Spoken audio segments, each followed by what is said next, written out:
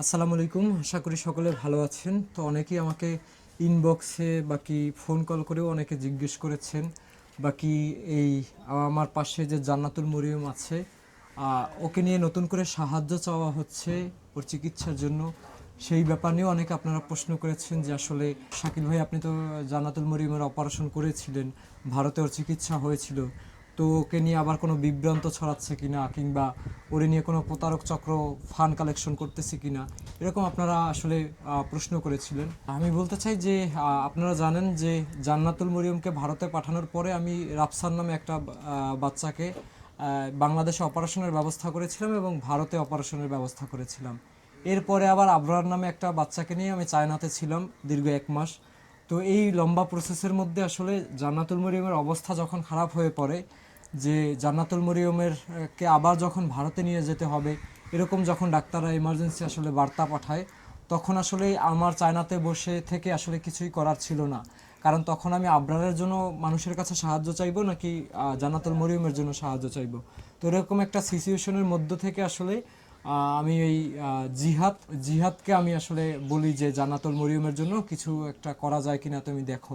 তখন আসলে জিহাদ জান্নাতুল মরিয়মদের বাড়িতে এসে আসলে জান্নাতুল মরিয়মকে নিয়ে ভিডিওর মাধ্যমে আপনাদের দেশবাসীর কাছে জানায় যে জান্নাতুল মরিয়ম অসুস্থ। পূর্বের আসলে কিছু ভিডিও ফুটেজ ব্যবহার করে, কারণ তাছাড়া তার কোনো করার কিছু ছিল না, কারণ তার তো আসলে ডকুমেন্টস দিয়ে আপনাদের কাছে সাবমিট করতে হবে, আর সেই ডকুমেন্টসই আপনারা আসলে আমার কাছে পাঠিয়েছেন। সবকিছুর মধ্যে আপনাদের প্রতিও কৃতজ্ঞতা যে আপনারা আসলে খেয়াল রাখছেন যে আসলে জান্নাতুল মরিয়মের সাথে বাকি কোনো পেশেন্টের সাথে আসলে প্রতারণা হচ্ছে কিনা। কিন্তু সব থেকে এর মধ্যে বড় কথা হলো যে এই জান্নাতুল মরিয়মকে যখন জিহাদ যখন জান্নাতুল মরিয়মকে নিয়ে ভিডিও বানিয়ে বাকি পোস্টে আপনাদের কাছে সাহায্য চায়, আপনাদের কাছে কৃতজ্ঞতা যে জিহাদের পোস্ট দেখে এখন পর্যন্ত জান্নাতুল মরিয়মের জন্য আপনারা প্রায় 2,30,000 টাকা প্লাস সাহায্য পাঠিয়েছেন। আমি সম্ভবত এখন পর্যন্ত কত টাকা সাহায্য পেয়েছি? 2,30,000 টাকা প্লাস। 2,30,000 টাকা। আর সকল শ্রেণীর মানুষের কাছে আমি কৃতজ্ঞ, বাকি ধন্যবাদ দিয়ে শেষ করা যাবে না। কারণ জিহাদ যখন এসে মরিয়মকে নিয়ে সাহায্য চাইলো, তখন ওকে বিশ্বাস করে বাকি ভরসা করে আপনারা যে সাহায্যটা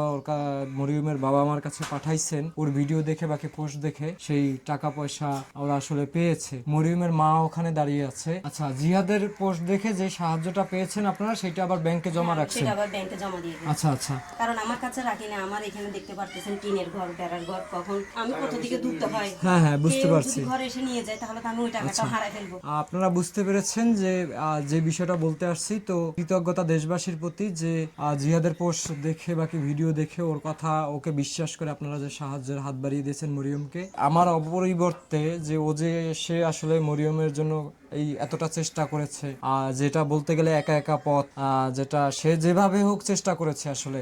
তো চেষ্টা না করলেও মানুষ সফল হয় না, তো সে চেষ্টা করেছে, সেই কারণে তাকেও ধন্যবাদ। এবং আমার অনুপস্থিতিতে বাকি অন্য কারো অনুপস্থিতিতে সে যে 2,30,000 টাকার মতো সাহায্য মরিয়মকে এনে দিয়েছে, সেটা আসলে অনেক বড় একটা বিষয়। কারণ এই ফেসবুকের যুগে আসলে অথেন্টিক মানুষের কথা ছাড়া আসলে সাহায্য পাওয়াটা খুব টাফ। সেখানে দেখা যায় আগে তো আমার এই শাকিল হুসাইন পেজের মাধ্যমে বাকি ইউটিউব চ্যানেলের মাধ্যমে অনেক মানুষের চিকিৎসা হয়েছে, প্রায় 50 জনের। তো সেই একটা বিশ্বস্ততা একদিকে, আর জিহাদ মানে নতুন সে পেজ নিয়ে আসছে, বাকি সে নতুন করে চেষ্টা করতেছে। তার আগে একটা পেজ ছিল, ওটাও নষ্ট হয়ে গেছে। তো যাই হোক, সবকিছু মিলিয়ে তার প্রতিও আসলে মানে সম্মান জানানোর মতো, কারণ তার চেষ্টা না করলে আসলে 2,30,000 টাকা মানে ওর পরিবার তো 30,000 টাকা ম্যানেজ করারই 30 টাকাও দিত না। তো এরকম একটা পরিস্থিতির মধ্যে সে যে এসে আসলে হাল ধরছে, সেটা আসলে অনেক বড় একটা বিষয়, বাকি তাকে আসলে রেসপেক্ট করার বিষয়। সবাই ভালো থাকেন, মরিয়মের জন্য দোয়া রাখেন। আল্লাহ হাফেজ, আসসালামু আলাইকুম।